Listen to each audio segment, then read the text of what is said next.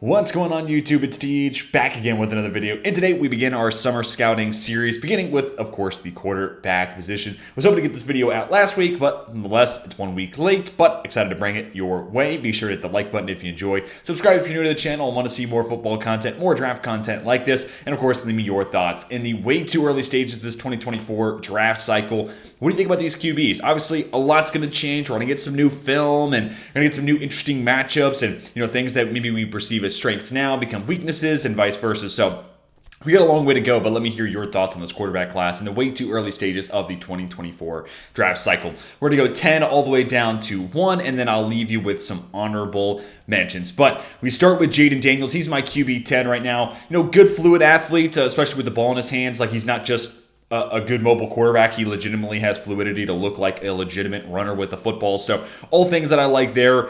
Flashes of accuracy, especially underneath in the short game, and to the points of the intermediate parts of the field as well. So there's some good accuracy. Doesn't need to improve, yes, but you at least see it, and it gives you a point where I could see where this year he kind of leaps from that current accuracy standpoint and gets even better. So I could see where it gets better, but at least as of right now, you see flashes of it underneath and in the intermediate parts of the field. And especially underneath, that's where it feels like he's got more arm strength, right? Like, it feels like his arm has more zip than it does like over the top loft, and it's where it gets a little tricky talking about arm strength, because some guys like Lamar Jackson, it's less zip, it's more about distance, and then for other guys it's the other way around. And it feels like Daniels, especially the underneath passes, can get a good zip on a slant route, but when it comes to pushing the ball down the field, he leaves a little bit to be desired there.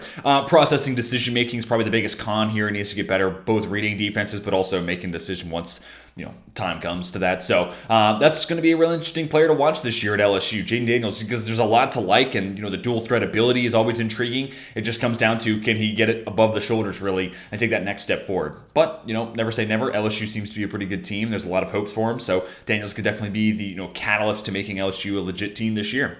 Then at QB number 9, I'm going to go KJ Jefferson, 6'3", 242, and comparing that to Jayden Daniels, who's 6'3", 200, so a little bit more mass on him, which I do like. But another one of those guys that, when it comes to being an open field runner, is a legit player with the ball in his hands, not just pretty good and pretty athletic for a quarterback. No, he's a legit dual threat guy.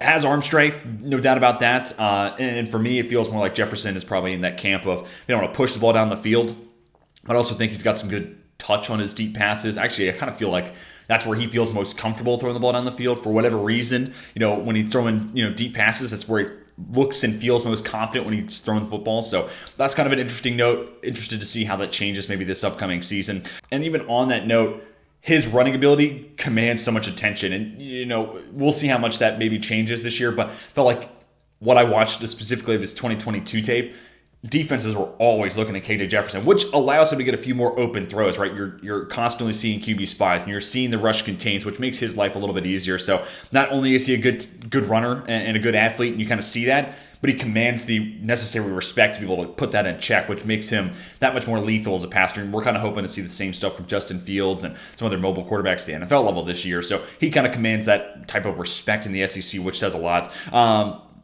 Now the next thing, when getting over the cons, not a whole lot of NFL concepts within that Arkansas offense, right? And it's also an offense that it's not necessarily the most star-studded, right? So I could see where he gets some struggles, right? Kind of has that Will Levis kind of bumpy season where there's not a whole lot else around him inside of the best conference in college football. So that's a little tricky, but I do want to see more NFL designs, right? I want to see that offense kind of change and evolve and how he handles that. Are we going to see that? Maybe, maybe not. He's one of those guys that he's only a redshirt sophomore now, but I wish he could go to a senior, like a Senior Bowl or a Shrine Bowl or something like that, so we can see what he looks like within an NFL more like offense. So we'll see if Arkansas implements more of those concepts, but for right now, that's definitely a TBD and how he would digest and go through all that. Sometimes it feels like he fades away from throws. Him and then one of the other guys we'll talk about later on. Sometimes he's just finding himself on his weight on that back foot way too often. That becomes an issue because dude's got a howitzer. He can push the ball deep, but when you're fading back and you're leaning onto that back foot too much, you're just losing some of that, deep downfield loft, and it goes from a touch pass that's leading receiver to a 50-50 ball or a ball that gets picked off. So we'd like to see him kind of correct it this upcoming season. And the decision making is also a bit iffy. Like, this is not a high-level processor by any stretch of the imagination. Definitely needs to grow in that area as well. All right, QB number 8 is going to be Tyler Van Dyke. And, big, tall guy, 6'4", 224. You feel the arm strength. You feel the confidence, too. This guy is not afraid to make any sort of throw. Good zip on a lot of passes. Has deep arm strength as well. So it's the zip, but also the distance on the deep ball as well. Really confident throwing with anticipation, which is a really tough skill set to gain, especially feels like a lot of college quarterbacks specific struggle with it because they're just throwing to something they can't see yet, and you start to get a little bit more familiar or confident throwing that past the NFL level. Now, Tyler Van Dyke will sling it. This man does not care whether you're looking or not. He's going to put a ball in a spot, and he's expecting you to be there, which I like. But sometimes it gets him into bad situations. And then also, on those anticipation throws, as much as he's confident throwing it, and I like his confidence throwing, he does airmail a lot of passes, and it feels like sometimes he's a little maybe overconfident, right? He's a little over-reliant on the arm strength, and sometimes it just gets away from him, right? He sees the 98-mile-an-hour fastball and it goes to the backstop, that type of analogy here for Van Dyke. So it's a strength, but it's also right now a little bit of a weakness, so he definitely needs to work that out.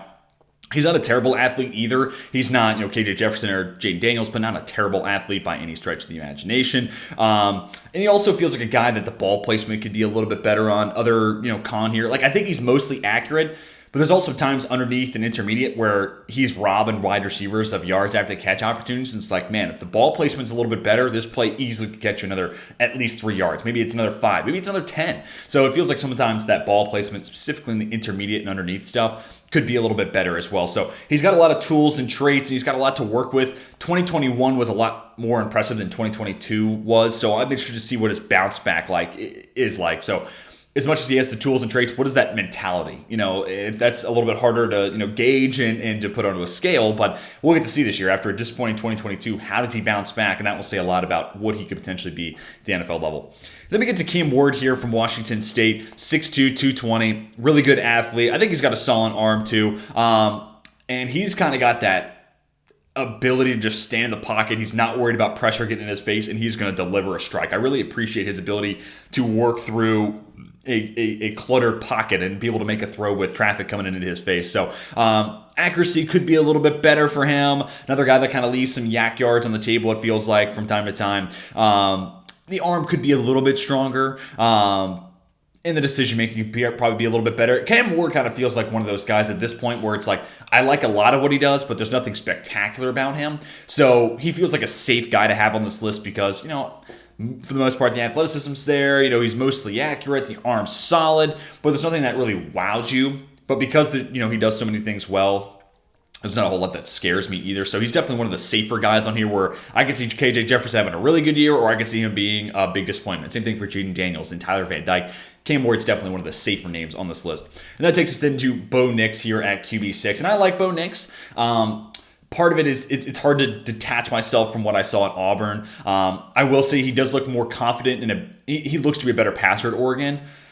But that being said, anytime you leave the SEC and start playing better, I have to take it with a grain of salt because you ditched the hardest conference of competition, and now you're starting to look better. Well, that kind of feels like it's intuitive. You would expect that, right? But has solid arm strength. Another one of those guys who not only is a good athlete, but is a fluid athlete, good with the ball in his hands.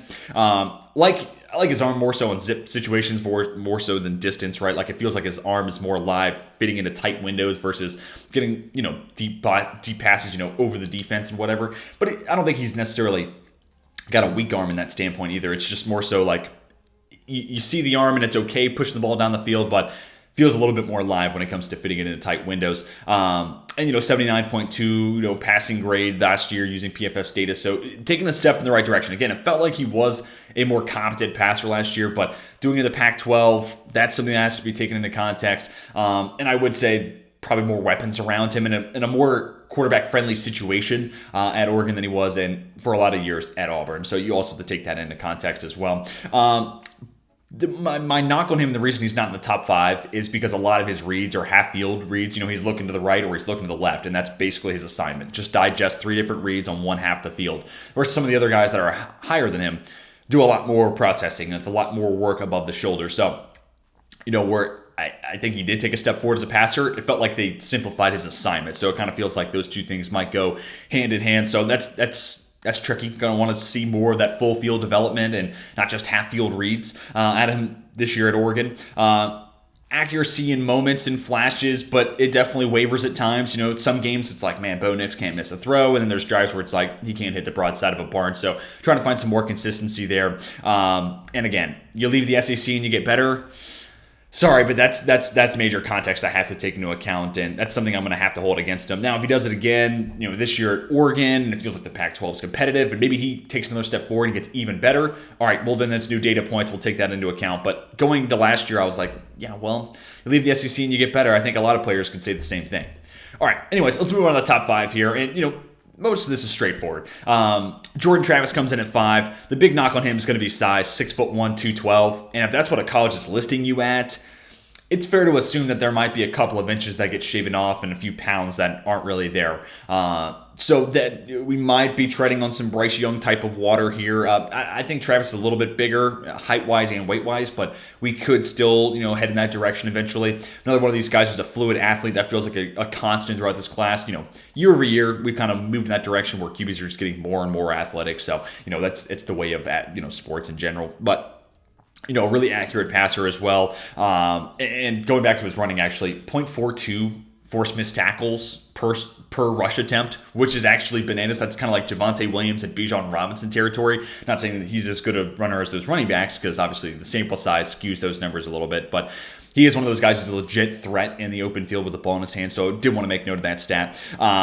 Good underneath and intermediate passer. I'm a little less confident about his ability to push the ball on the field. The arm doesn't feel quite like a strength for him. If he's going to have to win, it's going to have to be more akin to a Joe Burrow or someone like that. Now, Burrow also has the ability to win down the field. Maybe we see Travis take that step forward this upcoming season in that regard, but definitely feels like he's more confident passing short and underneath and intermediate parts of the field. And it feels like where his arm is most on, a level playing field, most on par with the defense that he's seeing. So it'll take the right offense, in my opinion. But that being said, let's say he has a solid season in Florida State, becomes a first rounder, and goes to a Shanahan-esque, West Coast kind of build offense, I can see him having a lot of success. Now, if he goes to a team that's trying to run like, Bruce Arians mindsets, verticals, well, maybe not the best fit. But I do think there's an offense that caters to his skill set as a really good runner and a really good passer underneath. And you kind of backing that up, 90.1 PFF passing grade last year. And, a lot of Florida State concepts were working the ball underneath and then eventually taking that shot over the top. And we'll talk about one of their wide receivers once we get to my wide receiver rankings and Johnny Wilson. But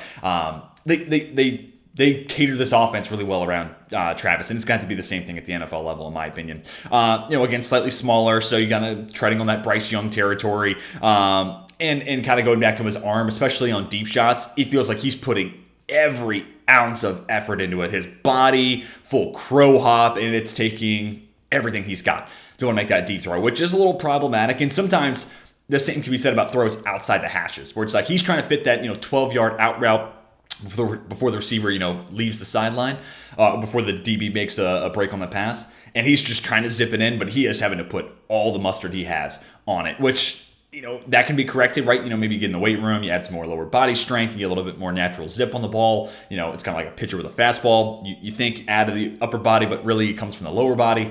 Maybe that changes and it looks a little different this year, but from last year's tape, it's like, that arm could definitely get himself into some rocky situations. And kind of going back to the offense as a whole, I think Florida State's built a system and a scheme around him based on his strength, but I would like to see a little bit more, NFL-based kind of concepts in there. But nevertheless, and I'd also like to see him do more under center. Tends to do a lot of the work out of shotgun, so which is kind of commonality with a few of these guys where their offenses live out of the shotgun. Only so much you can do about that if that's what a college coordinator thinks is best for them. But nevertheless, would be nice to see him do more under center and more NFL based concepts. But that being said, I think there are offenses that would take advantage of what Travis does well, and that's why he's in my top 5. Then we get to Quinn Ewers here at 4, 6'4", 204 pounds. Maybe you could add a little bit of weight, but I'm not really too worried about it. He's a tricky eval because you watch the Alabama game, and that's what pops. That's what makes him look like, this is the number 1 recruit coming to high school. This is a guy who could be a first rounder. He's got the deep ball touch. He's got plenty of arm strength. He's got mobility. Can create off script. That Alabama game showcased the best of Quinn Ewers, which great opponent to do that against, right? I'm still talking about it. But that being said, he gets injured in that game, comes back from the injury, doesn't quite look the same, and was kind of getting back to 100%. So We really don't know what Quinn Ewers is. So kind of an unknown commodity makes this risky, put him in the top 5 because he could either back this up and he'll definitely stay in this area, or, he comes crashing down to reality. That was just the Alabama game. That was a flash in the pan, and he's going to be much lower on the list. But big time arm, 19 big time throws last year. He's got the arm strength to kind of create those wow plays, those field flipping type of plays. 70.9 passing grade too. I'd like to see the accuracy improve, but again, coming off the injury after the Alabama game, he just didn't feel like his same self. So again, tricky eval because a lot of his weight's going to be what we see here in 2023. And kind of flipping over the con side, a lot of the same stuff. It's been flashes. We haven't seen it consistently. It hasn't been on like a season-long stretch or a 6-game stretch even to close out a season where he really got hot. Really, it's been a game or two here and there. Again, could add a little bit more weight. The accuracy is a little inconsistent. Adjusting completion percentage below 68%. Would like to see that closer to the 70s range. And then he also struggles against pressure. 51% completion percentage against pressure is not ideal. Adjusted completion percentage, that is. Against pressure, not ideal. So I do want to see him improve against pressure, and kind of like what we were talking about earlier on, where you have the confidence of a Tyler Van Dyke or a Cam Ward, where they're willing to take a hit and deliver a pass. I want to see Ewers do more of that this year at Texas. And also, he's in a tricky spot because you got, little Manning behind you. So he's got a little bit of, a hot seat, so to speak. But this is his 1 year at Texas, because next year it's going to be Manning's job. And if he doesn't put up and put himself into first round contention, he's probably going to have to transfer and get another job, which makes this even trickier because he's already done that. So, this is a big year for Quinn Ewers. I want to see how he handles that pressure.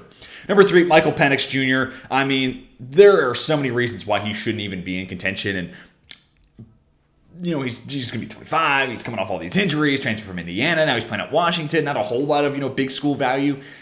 But man, you watch what he did last year, and he was phenomenal. I mean, a rocket for an arm, high-level decision maker and processor, accurate to all 3 levels, enough mobility to create and do a lot off script. There's a ton from last year's tape that makes you say this guy could have been a first-rounder last year, potentially, and he's positioned himself to be a first-rounder in the 2024 NFL Draft. So, 6'3", 214, ideal size. Again, a rocket for an arm, ton of confidence throwing all 3 levels of the field, and enough mobility. And really, you look at his confidence delivering passes, throwing with anticipation, his high-level processing, all that stuff. He felt like a vet. Like, he felt like a guy with 5 years of college experience. And where you could say that, it's like, well, he's been playing a lot of college football. He should feel like that. There are plenty of guys that don't feel the same way. Like, I think of Jack Cohn as a Notre Dame fan, where I'm like, yeah, there were plenty of timid throws in his, his highlight tape. And, ultimately, I think Penix is just a little bit more talented, has more arm strength to work with. But nevertheless, it's like Michael Penix almost looks like, a 5-year guy, knows the playbook. It's like when you see that young quarterback take that step forward to veteran status at the NFL level, and they just look so much more confident and in control of a game. That's what Michael Penix looked like last year at the college level. Now, again, doing this at Pac-12, it's not like he's doing the SEC. That's also something you have to take into account here. It's not like the Pac-12 is loaded with star-studded defenses left and right. But, the UCLA game will be an interesting one this year because they have a great pass rush. I want to see how Penix handles that stage, and specifically that pass rush. Can he also stay healthy? Because if he does it back-to-back years with a full, clean bill of health and plays every game of the year, all right, then maybe there's an argument to be made he's shaken off the injury bug, but that's going to be a huge part of this equation, because when you look at the tape, it looks like a first rounder. It's just his age, and it's going to be the injury history. And then the throwing motion can be a little baseball-y. It can look like a pitcher's windup. It gets a little loopy, but other than that, I think that can be corrected pretty quickly in pretty much rookie OTAs, and sharpen it up a little bit. If he's healthy and teams aren't worried about the age, this guy's going to be a first rounder. If he gets hurt, things are going to change. All right, anyways, let's get into the top 2 here and, kind of going with consensus here. We'll start with Drake May, 6'4", 220. And he surprised me with what he looked like and how good he played last year, because I was kind of thinking, yeah, it's going to be hard to outdo Sam Howell. And, this is an offense that kind of has Josh Downs and not much else working for it. But man, Drake May elevated that offense way more than he had any business doing it. Solid size, really good athlete, good throwing on the run, and comfortable rolling out to his right. Can make a lot of tight window throws and had to do that a lot last year because I don't think the wide receiver talent was all that great. Again, it kind of felt like Josh Downs and not much else. And a really bad offensive line. And here's a stat for you. Actually had a similar pressure rate to what Will Levis had at Kentucky. And actually those two were pretty much side by side when it came to highest pressure rates of Power 5 quarterbacks. So all the credit I gave to Will Levis trying to do as much as he could with a bad supporting cast and in specific a bad offensive line in front of him. Drake May was doing that last year and doing it even better at a 92.2 PFF passing grade. So even they, kind of agree that Dude was electric in his first year as a starter at UNC. I think the accuracy can be a little hit and miss when he's outside the pocket, but still, I think he has a lot of natural playmaking ability off script. And he's another one of those guys where he drifts to his back foot a little too much. I think he has a good arm, but once you start to, kind of put too much weight on that back foot, you lose a little bit of zip on that deep ball and, those tight window throws that he's trying to make and had to do a lot last year. So something that I think can be easily corrected. And I do want to say, though, as much as there wasn't crazy talent around him, that UNC offense does feel kind of quarterback friendly. Like, I just think about, even without all the weapons around Sam Howell, they still found ways to be an okay offense and put a ton of points on the board. And also, that UNC defense is terrible. So they often get into shootouts. So his stats are a little inflated because of that. And he's having to, play hero ball pretty much all the time, which creates these insane flashy plays and these highlight moments. And it's like, oh my God, Drake May has arrived. And for the most part, I'd say a lot of that is true. But I do think the situation also adds on to that a little bit more than what it would normally be if he was at, USC or some other, powerhouse school. But nonetheless, first year as a starter, really impressed. He was a lot better than I thought he would be. And he put himself in this conversation to be him and Caleb Williams for the best and top quarterback taken in 2024. Now, my concern here is, what does it look like without Josh Downs? I think he could be in for a rough year. They have a tight end. We're going to talk about my early tight end rankings, but that supporting cast, it's giving me worries about Sam Howell 2.0, kind of that last year Howell had at UNC where it was him and no one else. So I'm a little concerned about what that means for him and his draft status this year. But I just want to see him build upon what he had last year. I think there's some correctable things in there. And, again, first year starter, it's a lot to like, but that also means there's a lot of room to grow, and I want to see him take those strides forward this upcoming season. I want to see Drake May look even better and even more dangerous than he was last year, not maintaining status quo. Hopefully that makes sense. And then, of course, Caleb Williams comes in at number 1. 6'1", 215. That's kind of one of the knocks on him. Again, I don't think USC is being too hyperbolic with those numbers, but if he becomes 5'11", and 195, 200, then we're going to have some of the same rhetoric around Kyler Murray and Bryce Young that we had. But an elite arm that can throw from various arm slots, very accurate, great off script. I mean, you're going to hear the comps all draft season to Patrick Mahomes. Because the dude's legit. Obviously, reigning Heisman winner. One of the negatives against him, though, is going to be Lincoln Riley and the supporting cast around him. USC continuously has great recruiting classes. Last year, he had Jordan Addison, first-round wide receiver, and, of course, Lincoln Riley, one of the best play callers in football and one of the best at drawing it up. So he's got advantages in his corner that not a lot of other QBs have, which goes a long way. But as long as he does the exact same thing he did last year, it's going to be something we make note of, but barring an injury and barring him being, listed at 3 inches taller than he actually is, something like that, it's going to take something drastic for Caleb Williams to get knocked off this number 1 spot because there's just so much working in his favor, and the year he had last year was so special. And he has a lot of those traits that teams are looking for, and it's like, well, we need to find the next Allen. We need to find the next Mahomes. He's got a lot of those special game-changing type of traits about him. So it's not just drafting a good quarterback. It's potentially drafting the next great one that, elevates the entire roster around you. So he's going to be a guy that, again, barring something unbelievable that happens, he's going to be a top 5 pick pretty comfortably just because he has that special ability about him. All right, let's get on to honorable mentions here. Devin Leary, transfer from NC State, going to Kentucky. Good mobility. Just excited to see him in a new situation, a new environment. You also have Liam Cohen coming back to Kentucky to be the OC, where I thought Kentucky's offense was much better in 2021 for Will Levis, with Cohen as the OC versus what it was in 2022 when he was with the Rams. So excited to see what Leary does in a new scenery now, and I think a better OC than what Levis had last year also helps. But what's the rest of that supporting cast look like? Because I think Leary's going to need to be a guy that has a solid environment around him for him to kind of sneak into this day 2 conversation for potential quarterbacks. Spencer Rattler, 2 years ago was kind of the presumed number 1 overall pick, fell off a cliff because he couldn't play within an offense. Don't worry about that. Actually, it says USC here, but it bugged me because I almost said, don't worry about that. It's just an error in the graphic, but South Carolina. Anybody, a little small tangent here, I live on the East Coast. Anybody who calls South Carolina USC, immediate eye roll for me. USC is the Trojans. The Gamecocks are South Carolina. Anyways, small tangent aside. Spencer Rattler, looked more comfortable, and especially down the stretch, we kind of saw that big playability come back, and it felt like it was a big playability on top of him getting comfortable playing an offense. And it basically became, him getting a defense into a rhythm and kind of nodding him off to sleep, and then boom, we see the special plays with Spencer Rattler that we know he's capable of because he can make a bunch of stuff happen off script, and he can, roll outside the pocket and, kind of play backyard football, and he's got a huge arm and confidence throwing the ball down the field rather. So there's a lot to like there. It just needs to have, it's kind of like the growing pains we saw from Patrick Mahomes the last 2 years, where he's still special. I'm not saying it's Spencer Rattler's Patrick Mahomes by any stretch, but it's just similar at different levels, where because of the two high defenses, Mahomes, sometimes would get a little carried away and want to take shots because he was getting frustrated by it. He had to learn how to play a new game and play within an offense and then take those shots at the right time. I feel like Rattler's having to learn a lot of those same lessons. Can he build upon what he had last year at South Carolina? Because it felt like down the stretch, he was getting there. If he built upon that, don't be surprised if he works himself back in that day 2 conversation. Riley Leonard, big quarterback with a lot of athleticism coming from Duke. Where does that sound familiar? It's a little bit of Daniel Jones-isms in this game.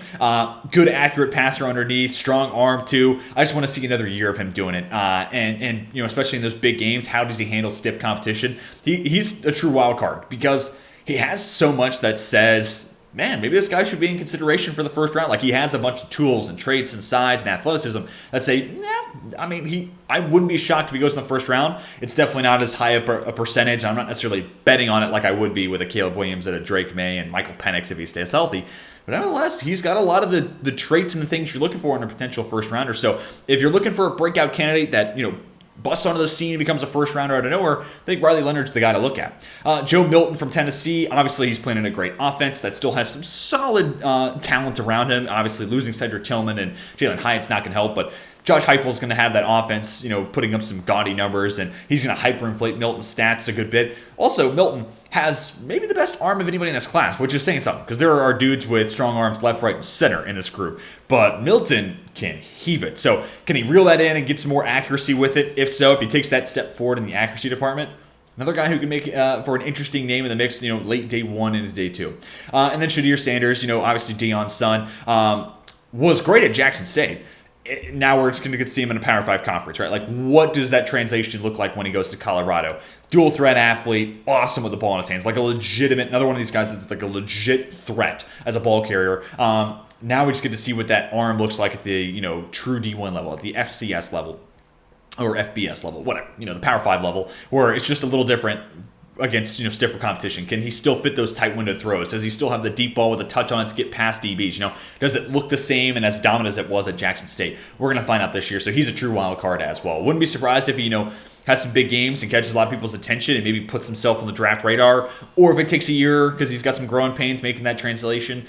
I wouldn't be too surprised either. But, guys, that's going to do it. There are 15 names to know in the 2024 NFL quarterback class. I give you my ranking 1 down to 10, plus some honorable mentions. Let me hear your thoughts down below in the comment section. Who do I have too high? Who do I have too low? And who are some of your favorite sleepers in this 2024 draft class? Let me hear all your thoughts down below in the comment section. That's going to do it for me. Hope you guys enjoyed. Hit that like button if you did. And subscribe if you're new to the channel and want to see more football content like this. But, until next time, my name is Teej, and I am signing off.